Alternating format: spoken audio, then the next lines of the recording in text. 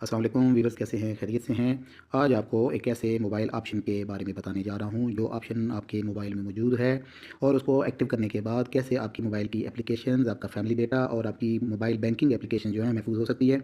ये इंतहाई आसान है, लेकिन ज़्यादा व्यूअर्स को पता ना होने की वजह से ये आप ऑप्शन एक्टिव नहीं कर पाते। तो उसको एक्टिव करने के लिए हम सबसे पहले जाएंगे सेटिंग्स में।